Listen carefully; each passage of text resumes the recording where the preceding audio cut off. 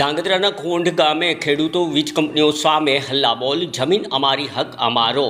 સુરેન્દ્રનગર જિલ્લાના ધાંગધ્રા તાલુકાના કોંઢ ગામે ખેડૂતો એકઠા થયા હતા. મહાકાય વીજ કંપનીઓ સામે પોતાના હક માટે જંગનો શંખનાદ કર્યો હતો. ખેડૂતોનો આક્ષેપ છે કે ખાનગી વીજ કંપનીઓ ખેડૂતોની જમીન, વીજ ટાવર અને લાઈનો નાખી રહી છે, પરંતુ યોગ્ય વળતર મળતું નથી. ખેડૂતો આગેવાન શક્તિસિંહ ઝાલા સહિત પ્રહાર કરતા કહ્યું હતું કે જમીન અમારી ઉપયોગ કંપનીઓ કરે છે તો વળતર પણ યોગ્ય માર્કેટના ભાવે મળવું જોઈએ.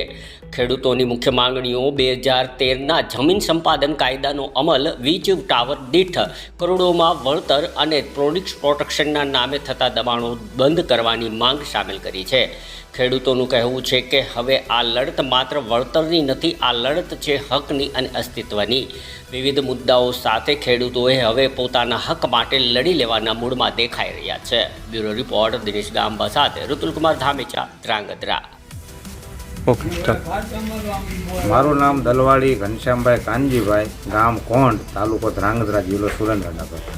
અમારા કોંઢ ગામની અંદર આ પાવર ગ્રીડવાળા જે લાઇનનું સર્વે કરી અને કાઢે છે એમાં યોગ્ય વળતર અમને મંજૂરી ઉડાઈને કર્યું નથી. કે પહેલાં પ્રથમ તો ખાલી 382 રૂપિયા જે વળતર અમારું મંજૂર કર્યું છે એમાં જ ભેદભાવ રાખ્યો છે. અમારા સીમાડે સાપકડા ગામ છે, અહીંયા સીધું 959 વળતર કર્યું છે, અમને નકરું 382, એમાં ભેદભાવ રાખ્યો. બીજા નંબરમાં કે જ્યારે અમે અહીંયા રજૂઆત કરવા જઈ તો કંઈ સરખો જવાબ મળતો નથી. એટલે અમે આજે કોંઢ ગામના આખા ગામના જેટલા પાવર ગ્રીડની જે લાઈન નીકળે છે એ દરેક ખેડૂતો આજે મેં એકત્ર થઈ અને બધા એવું નક્કી કર્યું છે કે અમને પૂરેપૂરું સંતોષકારક વળતર મળે તો જ પાવર ગ્રીડને કામ કરવા દેવાની ગણતરી છે, બાકી કામ કરવા દેવાનું થતું નથી.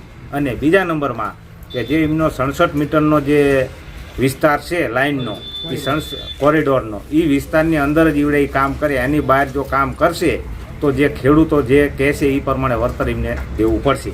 67 મીટર બહાર ઈવડે કામ કરી નહીં શકે અને અમે કરવા પણ નહીં થઈ.